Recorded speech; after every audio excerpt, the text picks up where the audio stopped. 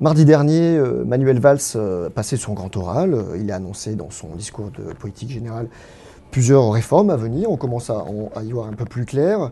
Il a précisé certaines mesures. L'UDI a fait savoir hier qu'elle pourrait voter certaines réformes, comme, je cite, la simplification territoriale ou la baisse des charges pour les entreprises. Est-ce que vous pourriez, vous-même, à titre personnel ou bien en engageant l'UMP, faire la même chose qu'eux ? Je crois qu'on n'a jamais écrit qu'on ne voterait jamais rien.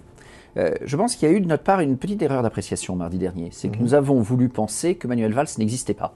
Et qu'au fond, le président de la République n'avait pas changé et qu'il ne s'était rien passé. La réalité, c'est qu'il s'est tout de même passé quelque chose parce que Manuel Valls est un bon communicant et parce qu'un certain nombre de principes d'action ont été campés. Vous reconnaissez un certain virage social-libéral, c'est ce que vous nous dites ce matin ? Je constate un discours. Le virage, je ne l'ai pas constaté aujourd'hui dans la réalité des faits. Mais je pense que si nous prenions Manuel Valls par le mépris, eh bien nous passerions à côté de ce qu'une bonne partie de l'opinion a entendu. Et je crois qu'il faut prendre les gens au sérieux. Il faut leur prêter, en tout cas l'opinion prête à Manuel Valls.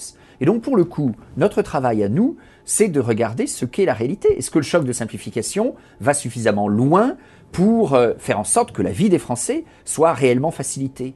Est-ce que les économies vont suffisamment loin ? Est-ce que la baisse des charges va suffisamment loin ? Sur ces différents terrains, on peut répondre non, mais acceptons de rentrer dans ce débat. Alors, si on part en disant il n'y a rien, on méprise tout ça, je pense que les gens vont Donc penser que l'opposition... l'attitude de l'UMP n'a pas été correcte mardi dernier pendant son discours à Manuel Valls.